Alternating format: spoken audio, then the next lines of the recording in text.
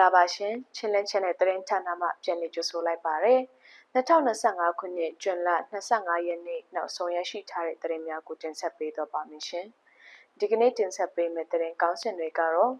တတာဦးမြို့နယ်မှငန်းစုံမြို့နယ်ဘက်ကိုဖော်ကားဖြန့်ထွက်လာတဲ့စစ်ကောင်စီတပ်သားများကိုမိုင်းဆွဲတက်ခဲ့မှုတွင်စစ်တပ်ဘက်မှ4ဦးသေဆုံးကြောင်းကြောက်မင်းမျိုးကိုစစ်တပ်က Jet Fighter ဖြင့်ပုံကျဲတက်ခဲ့မှုတွင်ပြည်သူ4ဦးသေဆုံးပြီး4ဦးထိခိုက်ဒဏ်ရာရရှိကြောင်းဖားဆောင်မြို့နယ်မော်ချီဒေသကိုစစ်တပ်ကလေရင်ဖြင့်ပုံကျဲမှုတွင်ပြည်သူ22ဦးထက်မနည်းထိခိုက်ဒဏ်ရာရရှိကပခုတ်ကူတွင်လည်း White 12လေရင်ဖြင့်ပုံအလုံး30ကျော်ကြေးချကြောင်းမင်းလှမြို့နယ်ခွမကျေးရွာကိုစစ်တပ်ကယနေ့နံနက်မီတင်ရှုပြီးဖမ်းဆီးခံရတဲ့ပြည်သူ36ဦးရှိလာကပြစ်ခတ်မီရှုခံရတဲ့ကျေးရွာပေါင်း10ရွာဝန်းကျင်ရှိကြောင်းအင်အားပြင်းကလင်လှုပ်ခတ်ပြီးနောက်3လအတွင်းမှာစစ်ကောင်စီရဲ့လေကြောင်းတက်ခဲ့မှုကြောင့်လူပေါင်း900ကျော်သေဆုံးကြောင်းတို့ပဲဖြစ်ပါရရှင်တတာဦးမြို့နယ်မှငန်းစုံမြို့နယ်ဘက်ကိုဖော်ကားဖြင့်ထွက်လာတဲ့စစ်ကောင်စီတပ်သားများကိုမိုင်းဆွဲတက်ခဲ့မှုတွင်စစ်တပ်ဘက်မှ4ဦးသေဆုံးတဲ့တရင်ကိုတင်ဆက်ပေးတော့ပါမည်ရှင်မန္တလေးတိုင်းတတာဦးမြို့နယ်မှငန်းစုံမြို့နယ်ဘက်ကိုဖော်ကားဖြင့်ထွက်လာတဲ့အကြံဖက်စစ်ကောင်စီတပ်သားများကိုမိုင်းဆွဲတက်ခဲ့ခဲ့ရာစစ်တပ်ဘက်မှ4ဦးသေဆုံးခဲ့ကြောင်းသိရှိရပါသည်။ဇွန်လ23ရက်နေ့မွန်းလွဲ7:46မိနစ်ခန့်တွင်တတာဦးမြို့နယ်ကွေးကုန်းကိန်းမှငန်းစုံမြို့နယ်မြို့သားစမှုစုံကိုဖော်ကားအဖြူဖြင့်ထွက်ခွာလာတဲ့အင်အား40ခန့်ပါအကြံဖက်စစ်ကောင်စီတပ်သားများကိုတိုးလှန်ရေးတပ်ဖွဲ့များကလမ်းပိုင်းတနေရာတွင်ပဒေသာမိုင်း6လုံးဖြင့်မိုင်းဆွဲတက်ခဲ့ခဲ့ကြောင်းရင်မိုင်းဆွဲတက်ခဲ့မှုအတွင်အကြံဖက်စစ်ကောင်စီတပ်သား4ဦးသေဆုံးပြီး19ဦးထိခိုက်ဒဏ်ရာရရှိက2ဦးမှဒဏ်ရာအခြေအနေပြင်းထန်ကြောင်းမိုင်းဆွဲတက်ခဲ့မှုဖြစ်ပွားပြီးနောက်စစ်သားမသားအလောင်းများနဲ့တန်ရာရသူများကိုမြို့သားတိတ်နေစေယုံတို့ပို့ဆောင်ခဲ့ကြောင်း Special Task Force ငန်းစွန်တပ်ဖွဲ့မှတာဝန်ရှိသူတို့ကပြောဆိုထားပါတယ်။ Special Task Force ငန်းစွန်မှတာဝန်ရှိသူတို့ကစစ်ကွဲထက်တိုးသေးတာတော့တည်မကြသေးပါဘူး။နေရာတွင်၄ကောင်သေးတာပါ။တေဆုံး၄ကောင်တန်ရာရ19ကောင်အပြင်းထန်တန်ရာရ2ကောင်ပါ။ခွေးတွေဘက်ကပြင်းနေပြစ်ခတ်မှုရှိပါတယ်။ကားပေါ်ကနေရန်တမ်းပြစ်ခတ်မှုရှိပါတယ်။တတာဦးမင်းချန်ငန်းစွန်စီမီခုံမြို့သားဝက်လိုလမ်းပိုင်းကိုည8နာရီနနက်9နာရီအတွင်းတွာလာခြင်းမပြုတ်ရန်မြစ်တာရခံချင်ပါတယ်လို့ရန်ကုန်ခက်တဲ့တရင်ဌာနထံသို့အတည်ပြုပြောဆိုထားပါတယ်။အဆိုပါတက်ခိတ်မှုကိုမင်းချန်ခရိုင်အမှတ်6တက်ရင်တက်ခွေ3မင်းချန်ခရိုင်အမှတ်6တက်ရင်တက်ခွေ2နဲ့ TGYR Youth Guerrilla Counter Revolution ငန်းစွန်အဖွဲ့တို့မှပူးပေါင်းလှုပ်ဆောင်ခဲ့ကြကြောင်းသိရှိရပါတယ်ရှင်။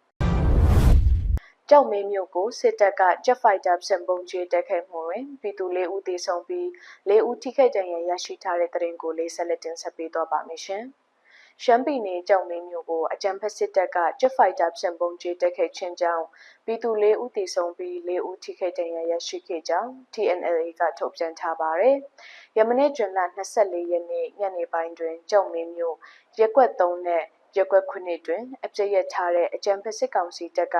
ပြည်သူလူထုကိုရည်ရွယ်ချက်ရှိဦးတည်၍ Jet Fighter ဖြင့်ပေါင်900ပုံတီနှလုံးလာရောက်ကြီးချတက်ခဲ့ခြင်းဖြစ်ကြောင်းအကြံဖက်စစ်ကောင်စီတပ်ရဲ့လေကြောင်းတက်ခဲ့မှု2ကြိမ်အတွင်းအမျိုးသား2ဦးနဲ့အမျိုးသမီး2ဦးသေဆုံးက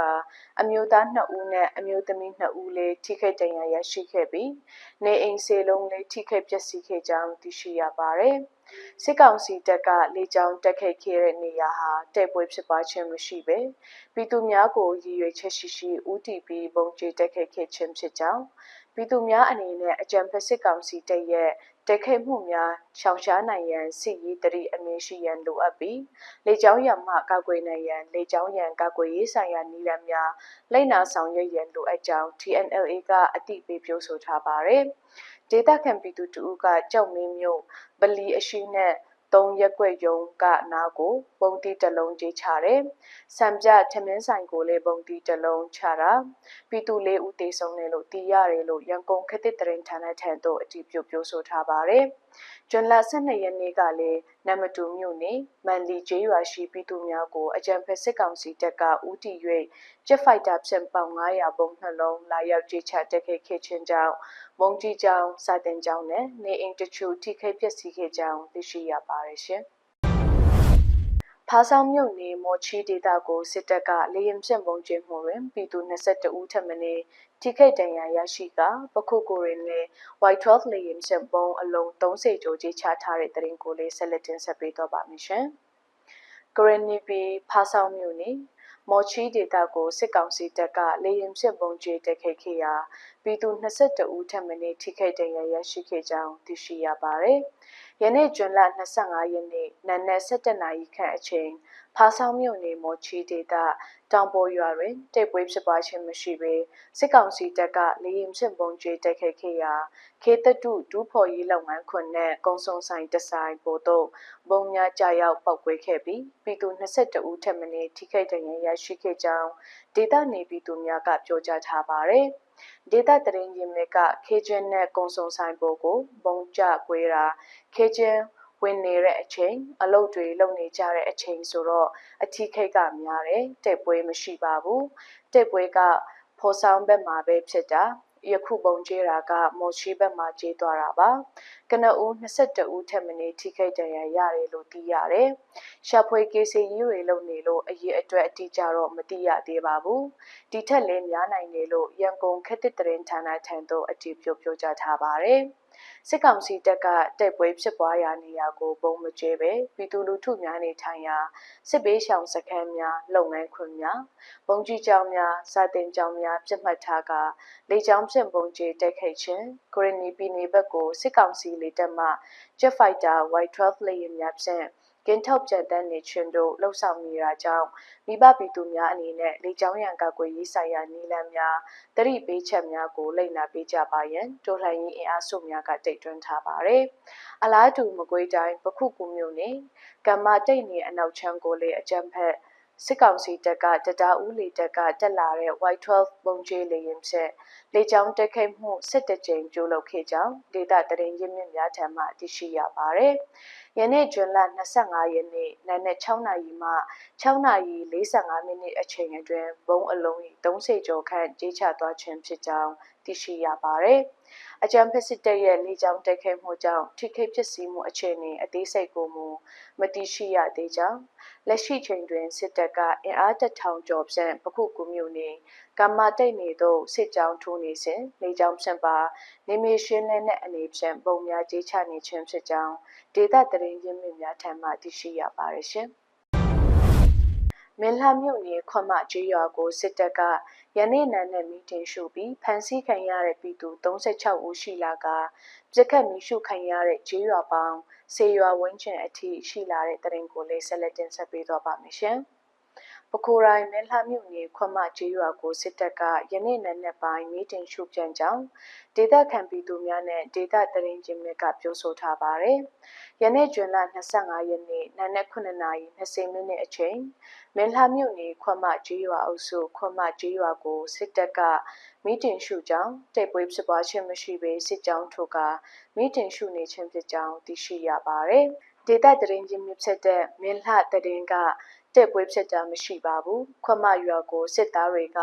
ယခုမီးတင်နေတာမိခိုးလုံးတွေနေရတယ်ညထဲကရွာကလူတွေလည်းရှောင်ကြတိန်ကြနဲ့ရွာထဲမှာအသက်ကြီးသူတွေပဲကြံပါတယ်လို့ရန်ကုန်ခက်တဲ့တရင်ဌာနထံသို့အတည်ပြုပြောဆိုထားပါတယ်ယမနေ့ဇွန်လ24ရက်နေ့ယမနေ့ညပိုင်းကလည်းစစ်ကောင်စီတပ်ကလက်နက်ကြီးများလည်းနလှဆန်းရွာခွမရွာဘက်နဲ့စံပုတ်ရွာဘက်ကိုပြက်ခတ်ခဲ့ကြောင်းဒါအပြင်ဇွန်လ24ရက်နေ့နံနက်10:00နာရီခန့်အချိန်မီးမလောင်ဘေးကျန်ရှိနေတဲ့ငလှဆန်းရွာမှနေအိမ်များကိုစစ်ကောင်စီတပ်ကထပ်မံမီးရှို့ခဲ့ပြီးရွာသား14ဦးအားလူသားတိုင်းအဖြစ်ဖမ်းဆီးခေါ်ဆောင်သွားခဲ့ကြောင်းသိရှိရပါတယ်။အလားတူဇွန်လ23ရက်နေ့ညနေ9:00နာရီအချိန်ငပြိုးတုံးရွာမှပြည်သူ12ဦးတောင်ပေါ်စုရွာမှပြည်သူ2ဦးဇွန်လ24ရက်နေ့10:00နာရီခန့်အချိန်ကငင်ပင်ဆိုင်ရွာမှအမျိုးသမီး10ဦးတို့ကိုစစ်တပ်ကဖမ်းဆီးသွားပြီးမိသည့်နေရာသို့ဖမ်းဆီးခေါ်ဆောင်သွားသည်ကိုမသိရသေးကြောင်းဒေသခံပြည်သူများကပြောဆိုထားပါတယ် ။ဒါအတူဂျွန်လ22ရက်နေ့ကလည်းစစ်ကောင်စီတပ်ကပြစ်ခတ်တဲ့လက်နက်ကြီးများကြားရောက်ပောက်ကွဲမှုကြောင့်စံပုတ်ရွာမှကိုရီခဲပြင်းထန်ဒဏ်ရာရရှိခဲ့ပြီးနေအိမ်များလည်းပျက်စီးသွားကြောင်းဂျွန်လ23ရက်နေ့တွင်မူတာကလေးကျေးရွာတွင်စစ်တပ်ပြစ်ခတ်တဲ့လက်နက်ကြီးကြားရောက်ပောက်ကွဲမှုကြောင့်ဖာလီကွန်မြောက်ဆုံရွာမှဦးအော်အားကြီးနဲ့တားဖြစ်သူကိုဖီမူးမင်းတို့မှာကျန်းထန်ဒဏ်ရာရရှိကြောင်းသိရှိရပါတယ်။မင်းလာမြို့နယ်တွင်ယနေ့ချိန်ထိစစ်ကောင်စီရဲ့စစ်ကြောင်းထိုးမိရှုနေမှုကြောင့်စစ်ရှောင်နေရတဲ့ရွာပေါင်း40အထိရှိလာပြီးစစ်ဘေးရှောင်ပြည်သူ1000ဝန်းကျင်ရှိနိုင်ကြောင်းဒေသခံပြည်သူများထံမှသိရှိရပါတယ်။ဒါ့အပြင်စစ်တပ်ကဇွန်လ23ရက်နေ့ညနေပိုင်းမင်းလာနဲ့လက်ပံတန်းချာစီယူပေါ်ရှိလက်ပံတန်းအပိုင်းရင်ငံအုပ်စုစီတုံးရွာကိုစစ်ကောင်စီနဲ့ပြူစောထီများဝင်ရောက်စီးနှင်ကရွာသားများရဲ့နေအိမ်များမှရွှေနဲ့ငွေများအပါအဝင်အဖိုးရံပစ္စည်းများကိုလူရက်သွားကြောင်းသိရှိရပါတယ်ရှင်။အင်အားပြင်းကလေးလှုပ်ခတ်ပြီး3လအတွင်းမှာစစ်ကောင်စီရဲ့လေကြောင်းတိုက်ခိုက်မှုကြောင့်လူပေါင်း900ကျော်သေဆုံးသွားတဲ့တရင်ကိုလေးဆက်လက်တင်ဆက်ပေးသွားပါမယ်ရှင်။အင်အားပြင်းကလေးလှုပ်ခတ်ခဲ့တဲ့မတ်လ28ရက်နေ့ကနေ3လဝန်းကျင်အတွင်းစစ်ကောင်စီရဲ့လေကြောင်းတိုက်ခိုက်မှုကြောင့်လူပေါင်း900ကျော်သေဆုံးပြီး1000ဝန်းကျင်ဒဏ်ရာရရှိတယ်လို့အမျိုးသားညီညွတ်ရေးအစိုးရလူအခွင့်အရေးဆိုင်ရာဝန်ကြီးဌာနရဲ့အချက်လက်တွေအရသိရှိရပါတယ်။မတ်လ28ရက်နေ့ကနေဇွန်လ20ရက်နေ့အထိစစ်ကောင်စီကလေကြောင်းတိုက်ခိုက်မှုပေါင်း622ကြိမ်ပြုလုပ်ခဲ့ပြီးလူပေါင်း900ဦးသေဆုံးက1059ဦးဒဏ်ရာရရှိခဲ့တယ်လို့ဆိုပါတယ်။စကိုင်းတိုင်းမှာ159ဦးနဲ့သေဆုံးမှုအများဆုံးဖြစ်ပြီးသေဆုံးသူတွေထဲမှာအသက်16နှစ်အောက်ကလေး86ယောက်16နှစ်အထက်164ယောက်နဲ့အသက်အရွယ်မသိရသူ261ယောက်ပါဝင်တယ်လို့ဖော်ပြထားပါတယ်။မန္တလေးတိုင်းထဲမှာ168ကြိမ်နဲ့လေကြောင်းတိုက်ခိုက်မှုအများဆုံးဖြစ်ပြီးစကိုင်းတိုင်းမှာ141ကြိမ်မကွေးတိုင်းမှာ89ကြိမ်ကရင်ပြည်နယ်မှာအကြိမ်40ပဲခူးတိုင်းမှာ38ကြိမ်ရှမ်းပြည်နယ်မှာအကြိမ်30ရခိုင်ပြည်နယ်မှာ28ကြိမ်ချင်းပြည်နယ်မှာ28ကြိမ်ကချင်ပြည်နယ်မှာ23ကြိမ်